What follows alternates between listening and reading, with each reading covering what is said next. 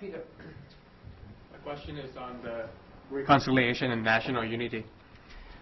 What did the Tutsi victims say to you when you put the killers back living together with the victims?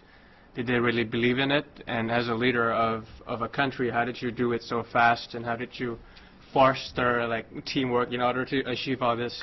From my country, we same ethnic group, and to get people to work together as a team is very hard. And after what happened, I mean, how did you get the two people to come together? I mean, it sounded easy, but I'm sure it wasn't.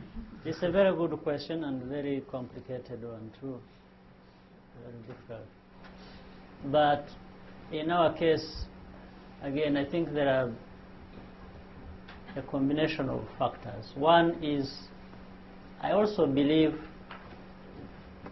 Rwandans have learned the hard way. They've learned a bitter lesson from what has happened to us.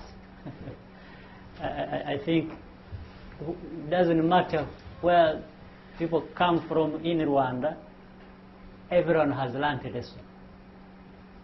That's for sure. Even the ones who killed, if they thought it was beneficial or anything, they never benefited. Of course, obviously, the victims, it speaks for itself. So that's one. The second was the change that took place and the new political dispensation that came in and is there today was there for a purpose also. It wasn't just, there are people who wanted transformation to take place in our country, whether political, social, economic, and so on. So people are there. And the third is the way to communicate, the way to make sure that, and not only communication, you may communicate verbally, but there are other ways of communication, meaning what underlied these injustices must be attended to, must be addressed. If there was discrimination, where students, or, I mean young people of so and so, because of their background, could not access school, and then you make sure everybody accesses school, education.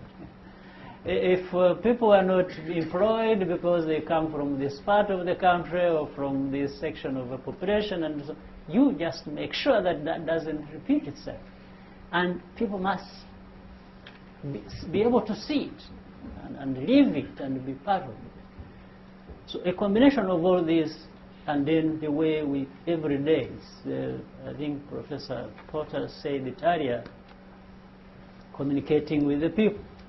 You go to people, you know, I have had opportunity all the time. I go to every district, every sector, every, you know, the remotest part of our country. I sit with thousands, tens of thousands of people. We spend 5 hours, and we are just having a conversation. What's your problem?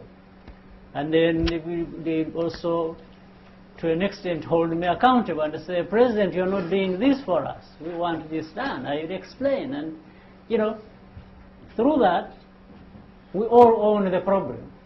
And together we find a solution. We don't have a situation where by the end one is accusing the other of this or of that. No, we become part of like a family, and we are sharing it. So this has helped a lot. The conversation, the communication, you know, the very lessons, and we refer to them. We refer to those problems of our past. We discuss them openly.